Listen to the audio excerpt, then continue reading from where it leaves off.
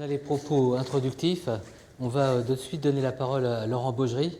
Donc, notre petite habitude, c'est une intervention liminaire. On a deux grands témoins. Et ensuite, il va y avoir des discussions, j'espère aussi passionnantes que précédemment. Voilà, Laurent. Merci. 21 minutes. Debout aussi. Debout comme ça. Ouais.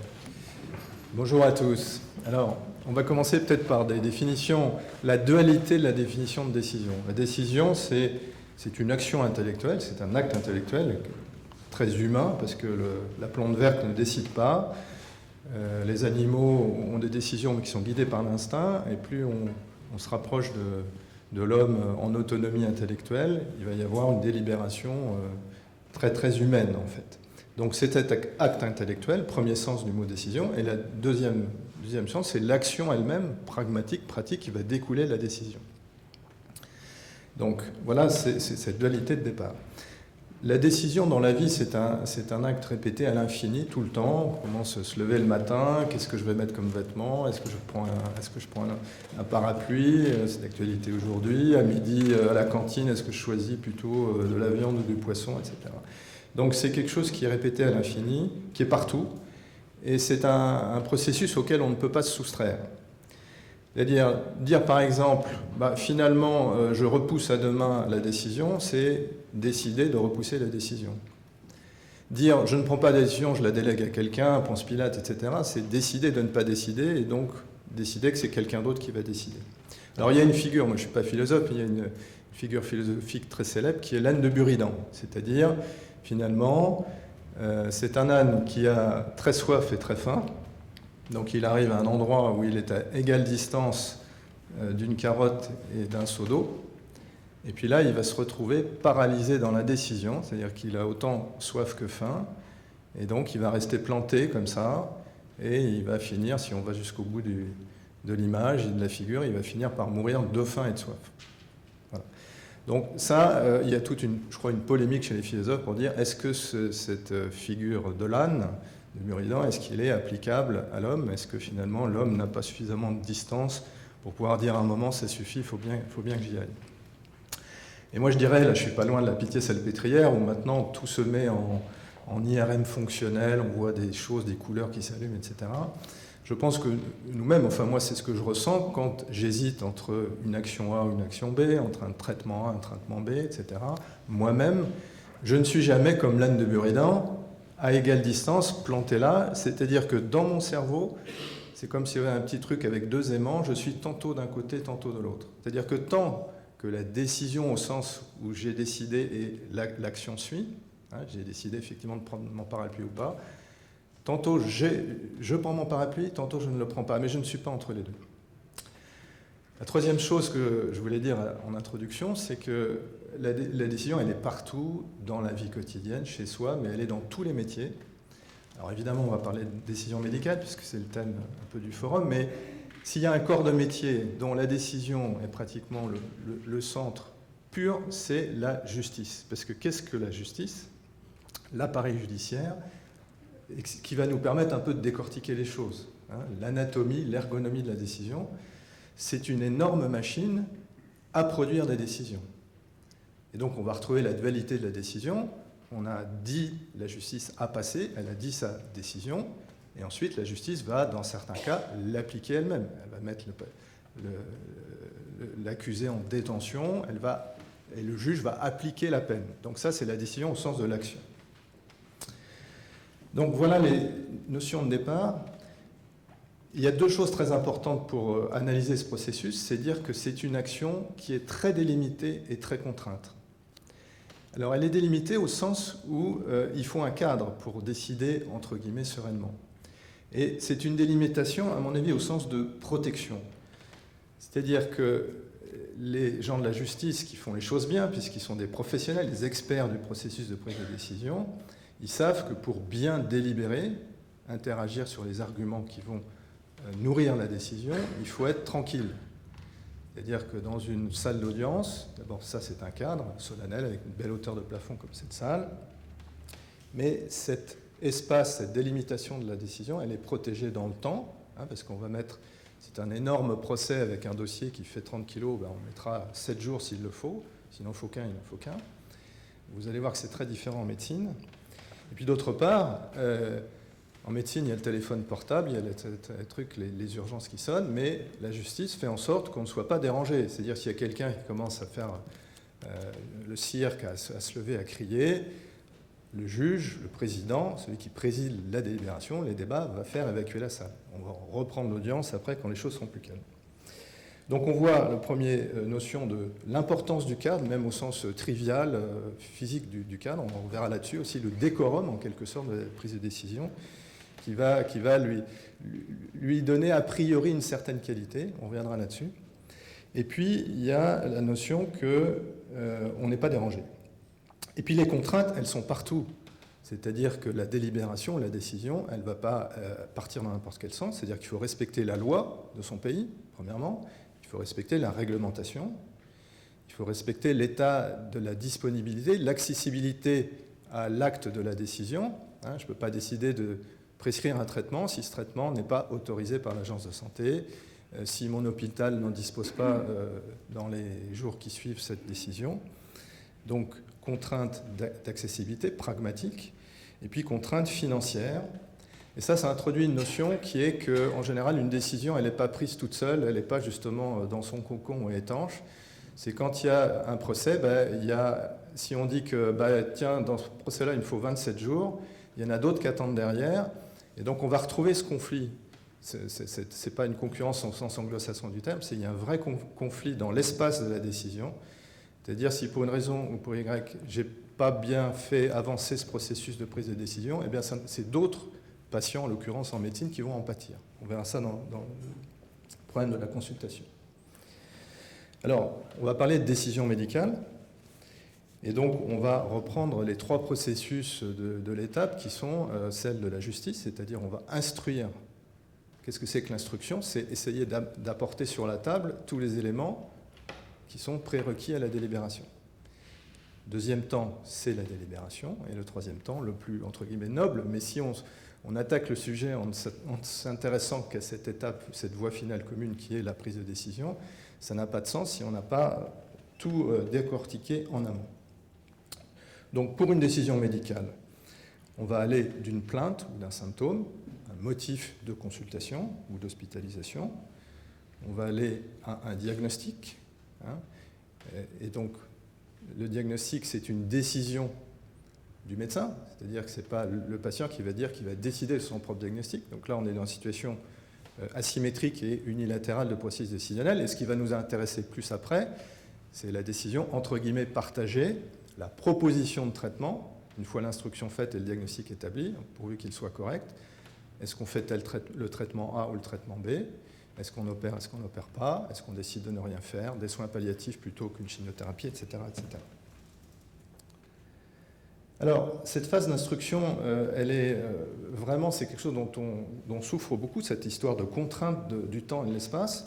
Alors d'abord, quand vous allez chez le médecin, souvent il fait chaud, vous allez à Saint-Antoine, on n'a pas l'air conditionné, donc si en plein été, il y a une consultation, il va quelquefois faire 40 degrés, donc ce n'est pas quelque chose qui est propice à une instruction. Mais ce qui est important, c'est qu'on ait 15 minutes devant soi ou 40 minutes devant soi, on va avoir un espace de temps contraint dans un endroit précis et délimité, mais où on va devoir faire plein de choses.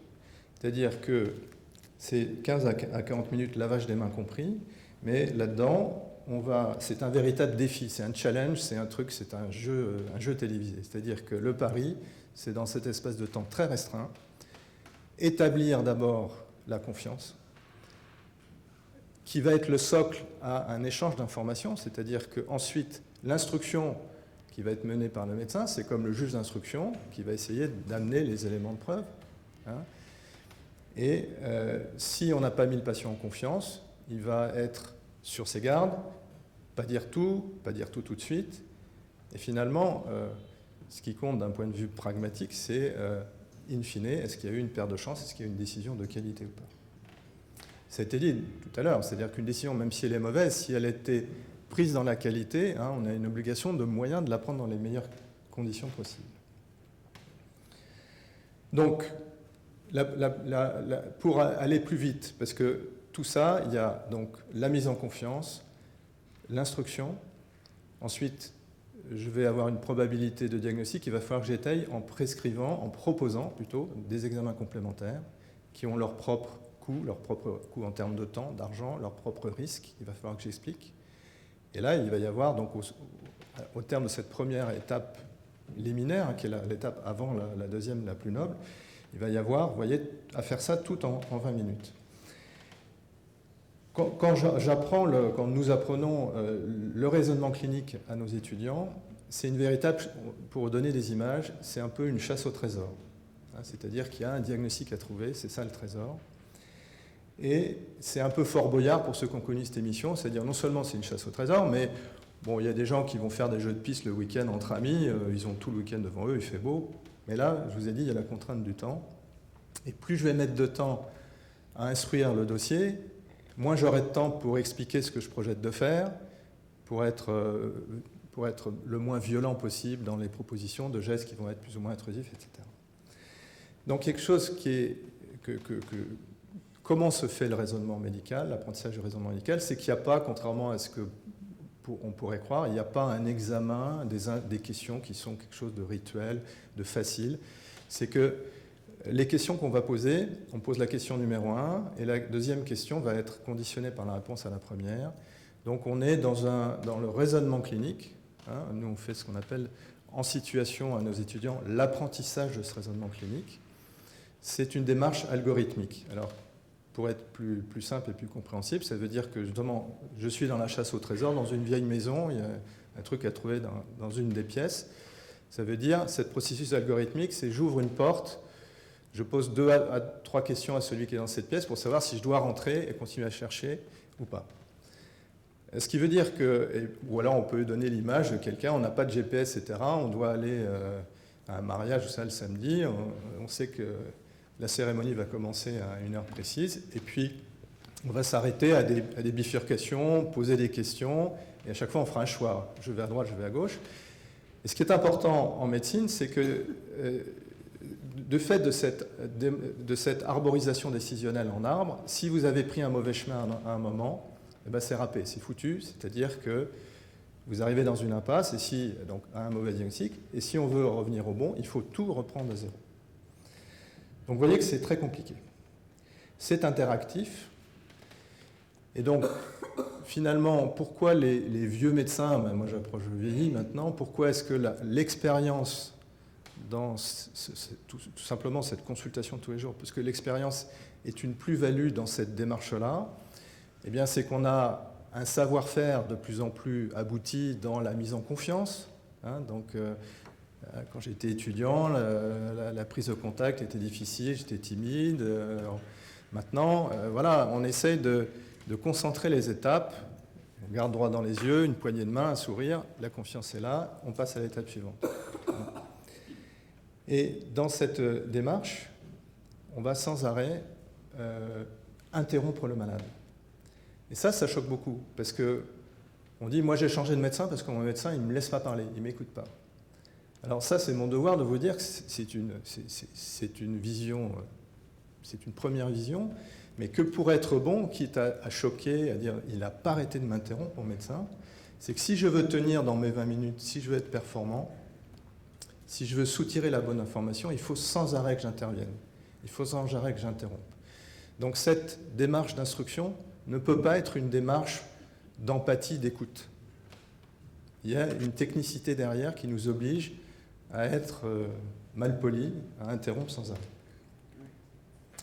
Alors la dernière partie, c'est, voilà, je pense qu'il faut faire, monsieur, madame, un scanner, une coloscopie, et on va dire, là vous me parlez d'examens qui ont leurs propres risques, qui sont importants, mais il faut savoir que le risque est partout.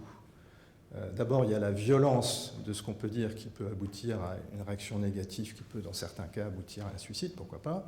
Et puis même dans l'examen clinique, vous voyez, tout bête, moi je suis gastro-entérologue, donc on fait souvent ce qu'on appelle un toucher rectal, on fait une exploration du rectum avec le doigt, après le consentement du patient, évidemment. Il y a des gens qui font des arrêts cardiaques, un toucher rectal. Donc rien n'est sans danger, n'est dénué de risque. Après, si on revient sur un truc plus conventionnel, c'est-à-dire je vais prescrire, dans le cadre de l'instruction, je suis le juge d'instruction, j'essaie d'amener les éléments nécessaires à mon diagnostic, je vais prescrire un examen sous anesthésie générale, une coloscopie, ou même un scanner, et il y a à chaque fois un risque. Il y a toujours un risque de perdre la vie avec un examen. Donc là, on va se retrouver confronté à un dilemme. Où commence le mensonge par omission pour ne pas être trop anxiogène, pour ne pas en réaction, ne pouvoir faire finalement aucun examen. Alors pour arbitrer ça, il y a des choses assez triviales, assez quantitatives. C'est la notion de quantitatif de risque, quantifier le risque. Et si vous regardez la notice des médicaments, à l'usage des médecins, maintenant de plus en plus aussi à l'usage des consommateurs, des patients, vous avez, c'est quelque chose sur lequel je vais revenir, dans le biais de perception des risques. Quelle est la réalité du risque? Il y a déjà sa réalité mathématique. C'est-à-dire qu'en gros, pour faire simple, un événement négatif, parce que là je parle des événements négatifs, hein, si c'est à prendre plaisir à passer un examen, c'est un bonus et je ne vais pas en parler. Un effet secondaire, une complication, si c'est plus de 10% des cas, c'est très fréquent. Si c'est entre 1 et 10%, c'est fréquent. Si c'est entre 1% et 1 sur 1000, c'est plutôt rare. Et si c'est moins de 1 sur 1000, 1 sur 10 000, 1 sur 1000, 1 sur 1 c'est exceptionnel. Alors, je ne vais pas trop m'étendre là-dessus, parce qu'il y a des choses peut-être plus importantes d'un point de vue, entre guillemets, philosophique à envisager après, mais en gros, on considère que tout risque de l'ordre de 1 sur 1000, à partir de 1 sur 1000, il faut le dire.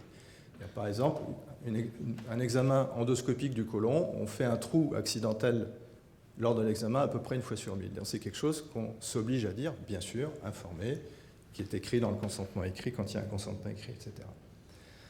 Maintenant, dire qu'il va y avoir une allergie aux produits anesthésiants qui précèdent la coloscopie et que ce produit conduit au décès dans X cas sur Y, ça, on ne va pas le dire. Donc, déjà, on fait des choix importants. Alors, cette étape est faite. Les examens sont faits. Ils vont revenir par courrier, maintenant par Internet, etc. Donc, les éléments de l'instruction de la proposition que le médecin va faire à son patient est faite.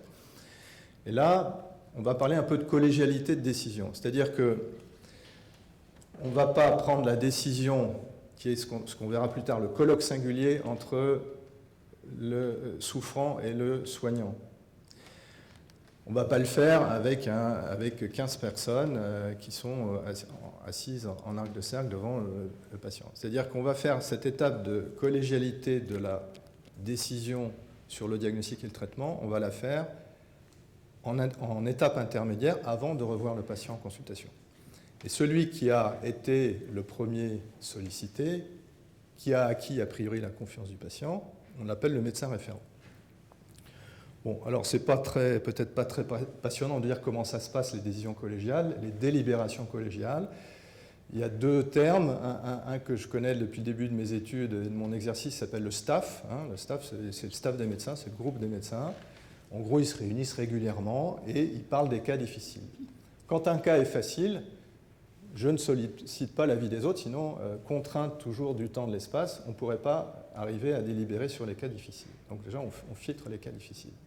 Il faut savoir aussi que les médecins hospitaliers ont un avantage par rapport aux médecins libéraux, parce que les médecins libéraux ont plus de mal à partager, au sens à mettre en commun, à s'ouvrir sur leurs difficultés de choix. Bon, maintenant, ils s'organisent, ils sont dans les grandes cliniques, ils font ce qu'on appelle des RCP aussi, sur lesquels je vais revenir. Alors le staff, simplement pour vous dire que là, on va retrouver un petit peu la notion de décor, d'influence, d'asymétrie de la relation, et que quand j'ai commencé mes études de médecine, c'était le mandarin, le chef de service tout-puissant, assis au premier rang, avec une hiérarchie très précise dans le deuxième rang, le troisième rang, le quatrième rang. Il est évident que ça n'amène pas une plasticité et une symétrie du petit interne ou du vieil externe qui a une idée géniale, mais si le chef de service a dit c'est pas ça, hein, il va appuyer ça de tout son poids et c'est pas bien, c'est pas sain.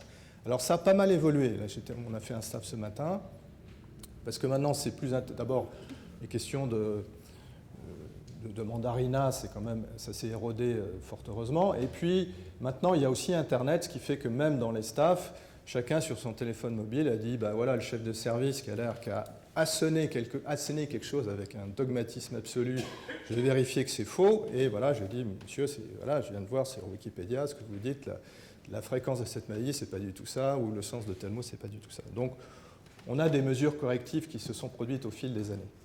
Maintenant, il y a un deuxième processus qui est beaucoup plus technique, codifié, qui s'appelle la RCP, la Réunion de concertation pluridisciplinaire, dont la première application a été le cancer. Pourquoi? Parce que quand on prend la décision de projet thérapeutique d'un cancer, souvent il faut faire intervenir le chirurgien, le radiothérapeute, le chimiothérapeute, le gastro-entérologue pour les cancers digestifs, et puis il faut des expertises externes qui sont l'imageur, le radiologue, et l'anatomopathologiste. Vous voyez que ce sont des personnes ressources, des expertes. Il faut toujours qu'il y en ait au moins un corps de métier qui soit représenté. C'est très codifié. Et puis il y a un greffier, comme au tribunal, mais qui va enregistrer les décisions collégiales de la RCP. C'est gravé dans le marbre, c'est tracé. Et ça va être le support à l'étape qui est la troisième, qui est la plus importante, qui est le retour vers le patient pour le processus de prise de décision, qu'on appelait, c'est une création médicale, le colloque singulier. Alors je lis la définition, j'ai recopié, je trouvais sur Internet, c'est la relation bilatérale protégée en confiance du médecin et de son patient. Alors c'est marrant parce qu'il y a beaucoup de choses dans cette définition. Il y a la bilatéralité, donc ce n'est pas unilatéral. Alors on va voir avec quelle portion de symétrie cette bilatéralité existe. Protéger, c'est tout ce que je vous ai expliqué, c'est avoir un petit peu de temps devant soi pour tranquillement bavarder au moment de prendre la décision. La confiance, d'accord, du médecin et de son patient. Alors je vais déflorer l'exposé de notre philosophe, là, qui est au fond de la salle. Je vais transgresser parce qu'il m'a interdit de déflorer son sujet, mais quand même, je ne peux m'empêcher de dire que si vous regardez ce que veut dire partager, ce n'est pas du tout mettre en commun et être en interrelation, en fusion, en intrication, en intégration. Partager, c'est au contraire, c'est une notion clivante. C'est-à-dire que vous avez un gâteau, vous le partagez. Vous avez une fortune familiale, vous allez la partager. C'est-à-dire que vous allez la diviser en 16. Donc vous divisez pour mieux régner ou pas, mais ce n'est pas du tout quelque chose qui va vers la mise en commun, l'interaction, le frottement intellectuel. Il n'empêche qu'on a tous en tête que partager la décision, c'est vraiment plutôt être en intégration, en fusion. Alors le premier aspect de ce colloque singulier sur lequel je voudrais insister, c'est l'effet de la symétrie ou de l'asymétrie. Quand vous avez le médecin de Molière, il a un grand chapeau, il a une grande toge.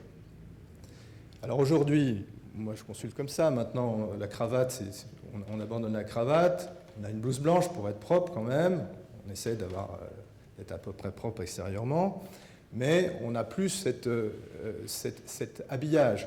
Je me souviens d'un de mes maîtres qui me disait pour que ça soit facile avec ton patient, surtout si tu es un peu timide, tu n'es pas sûr de toi, de ta décision que tu vas proposer, voilà les recettes. Il faut d'abord que, surtout quand on est tout petit, il faut être plus haut que son patient.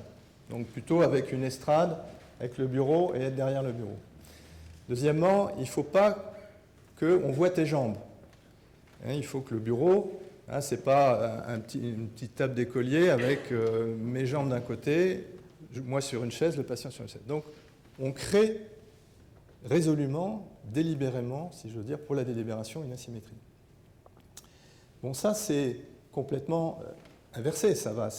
Et plus on est presque des potes, on va prendre une décision presque, si la relation de confiance, surtout si elle est chronicisée dans le bon sens et de bonne qualité, ça va être une décision prise entre amis, un peu comme monsieur et madame vont choisir leur voiture ou décident ensemble de leurs vacances. Néanmoins, je garde cette idée que les évêques, le pape, enfin les autorités religieuses et les autorités judiciaires continuent à délibérer, à dire leurs paroles avec ces notions que je vous ai données, c'est-à-dire surélévation. Alors vous allez me dire c'est parce qu'il y a une grande salle et qu'il faut qu'il soit vu de loin, mais c'est vrai aussi dans la proximité. Un grand chapeau et puis une toge. Et quand vous voyez aussi les histoires de dérives sectaires, les patrons de sectes, là je revoyais le truc, là, les gens qui s'étaient fait la crémation collective d'une secte en Suisse et en France, eh bien, quand vous voyez les rituels, il y a toujours ça. Donc ça veut dire que quand il y a ce décor qui est poussé souvent à l'extrême. C'est-à-dire le palais de justice, c'est un palais, c'est haut de plafond, il y a des dorures, c'est propre, c'est impressionnant. C'est probablement que la décision, qui souvent va être mauvaise, ne va pas être reposée sur des éléments d'instruction solides. Finalement, la pilule d'une mauvaise décision va passer plus facilement si c'est pris dans ce décor, où finalement, alors là, monsieur le philosophe, immanence, transcendance, c'est trop compliqué pour moi, mais la décision ne vient pas d'un pauvre médecin hospitalier qui s'est débrouillé avec les éléments de l'état de l'art des connaissances, mais finalement, il y a quelque chose de supérieur qui fait que c'est une bonne décision. Donc, vous voyez qu'en médecine, on a de plus en plus abandonné ça.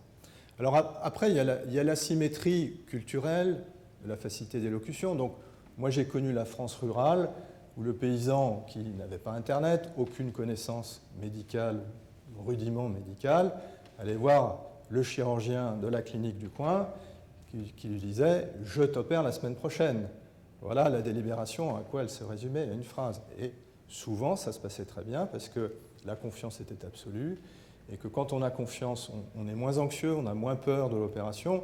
Il y a eu, souvenez-vous du film « 7 morts sur ordonnance ». Quand on a très peur d'une intervention, c'est souvent là qu'il y a le cœur lâche, etc. Donc, dans cette asymétrie, le jeune interne qui reçoit par hasard de la vie ou Lady Diana qui arrive de son accident de voiture, on peut être tétanisé, impressionné dans le sens de l'asymétrie. Le patient est impressionnant parce qu'il est puissant, connu, célèbre, etc. Et que moi j'ai une compétence ordinaire, si vous voulez.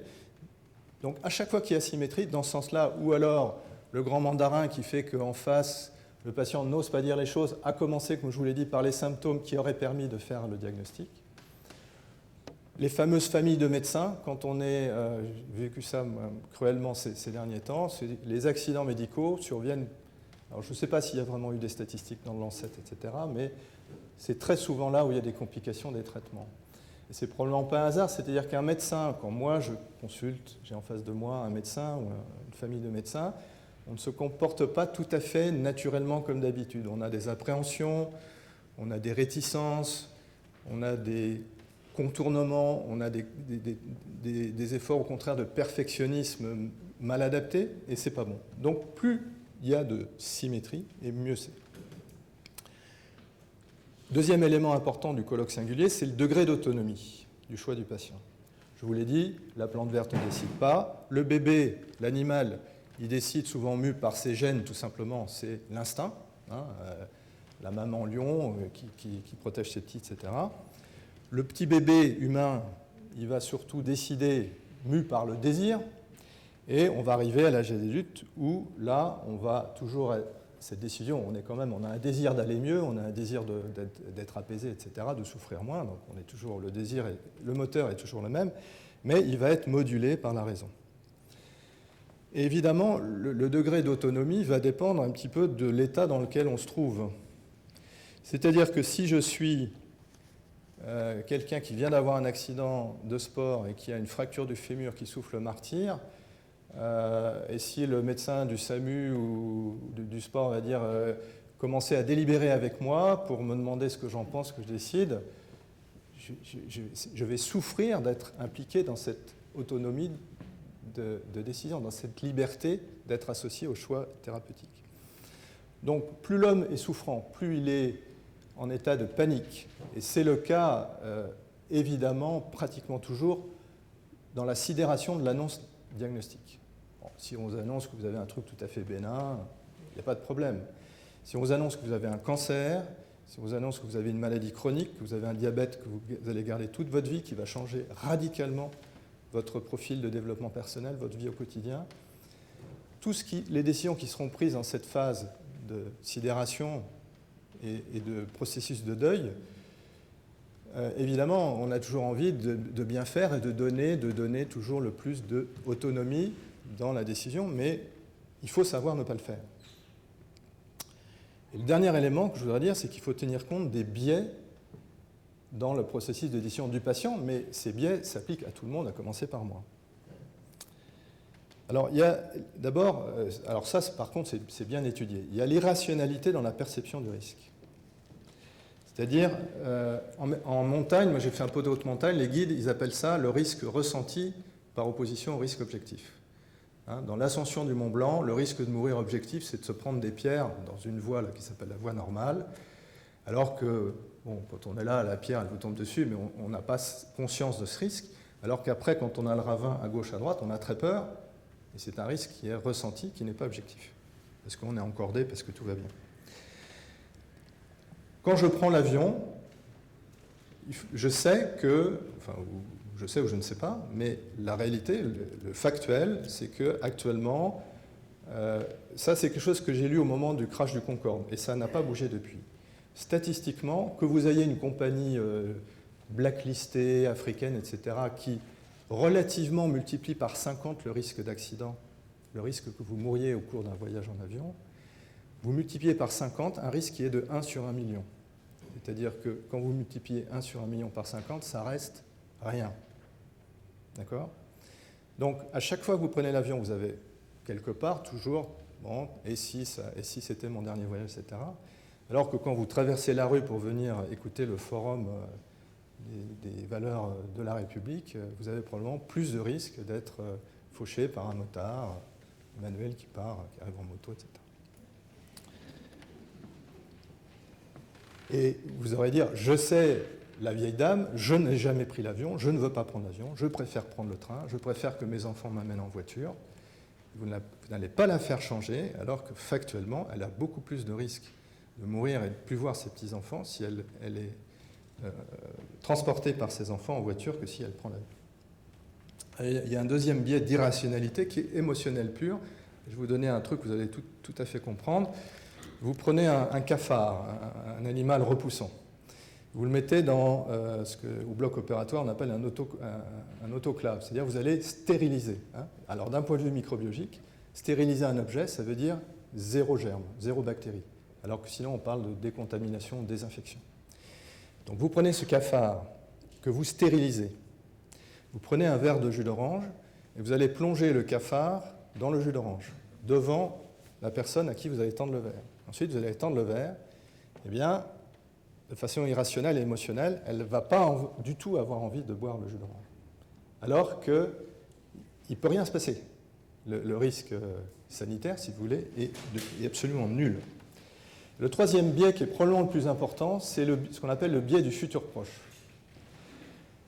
Alors là, moi qui ne suis ni psychologue, ni psychiatre, ni philosophe, mais il y a quand même, en gros, j'ai lu les fables de La Fontaine, il y a la cigale et la fourmi. Ça a été aussi modélisé en psychologie. Les gens qui font plus d'infarctus du myocarde, c'est les gens qui sont plutôt anxieux, qui sont plutôt dans l'anticipation, dans le fait de contourner, etc. Alors que la cigale, bon voilà, elle est là, et puis un problème arrive, elle le prend comme bon, tempérament A versus tempérament B. Donc ça, vous allez retrouver ça lorsque je dis monsieur ou madame, vous allez faire un traitement qui va vous faire un peu souffrir, ou beaucoup souffrir pendant les 6 mois qui viennent. Et tout ça, c'est pour vous éviter de souffrir encore beaucoup plus 5 ans après. Et très clairement, selon le tempérament qu'on a, les faits sont les mêmes. C'est-à-dire les chiffres, j'ai donné voilà, les tenants et les aboutissants en termes des marqueurs de vie, si vous voulez, les choses sont les mêmes. Et c'est évident que la décision ne sera pas la même selon qu'on est cigale ou fourmi. Donc, j'ai peut-être un peu trop de temps, mais j'en finis parce que c'est tout à fait... Alors voilà, on arrive au bout du processus. Voilà, je suis le médecin, je vous ai tout dit, monsieur, madame. À vous de décider entre les deux options. Alors, docteur, il faut m'aider. Faites comme si j'étais vous. Qu'est-ce que vous feriez à ma place? Archi classique. Ben moi, je réponds, mais je ne suis pas du tout vous, je n'ai pas le même parcours, probablement, moi, je suis peut-être plus une fourmi, vous êtes peut-être plus une cigale, donc ce que je décide pour moi, c'est probablement pas adapté à ce que vous avez envie de décider pour vous. Et donc, je pense que là, parce que l'illusion de présenter les choses de façon objective, c'est totalement un leurre. C'est un leurre absolu. C'est-à-dire que revenons une dernière fois au tribunal, présomption d'innocence, on cherche quand même à minimiser la peine du coupable. Donc on va faire d'abord parler l'avocat général, toujours dans un ordre immuable, puis l'avocat de la défense. Eh bien, le médecin, il va jouer le rôle alternativement du médecin de la défense et de l'avocat général.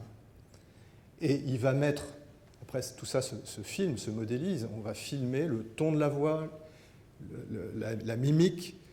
C'est tout à fait transparent que moi, quand j'explique les trucs, je suis favorable à une solution A plutôt qu'à une solution B. Et ça, je ne peux pas le cacher, même étant un très bon comédien. Et ça renvoie à la dernière chose que je voulais dire, c'est que j'avais écrit un petit billet sur la parenté entre les métiers d'acteur, de comédien et de médecin et de soignant. C'était un texte sur le soin. Je pense qu'il y a deux métiers qui sont extrêmement proches dans leur qualité de fonctionnement, c'est celui de médecin et de comédien ou d'acteur. Je peux être quelqu'un de autiste, schizophrène, je suis Alzheimer, je peux être un chercheur fondamental extrêmement performant, avoir le prix Nobel. Dans une relation interindividuelle avec une personne souffrante, la meilleure garantie de qualité, c'est que je puisse comprendre un petit peu, approcher quelles sont les aspirations, les valeurs de l'autre. C'est-à-dire essayer de m'imprégner de l'autre. Et finalement, c'est ça qu'un bon comédien, celui qui sent, c'est celui qui, par expérience et par appétit, par curiosité personnelle, va réussir finalement à se mettre dans la peau d'un personnage célèbre pour pouvoir interpréter magistralement au théâtre.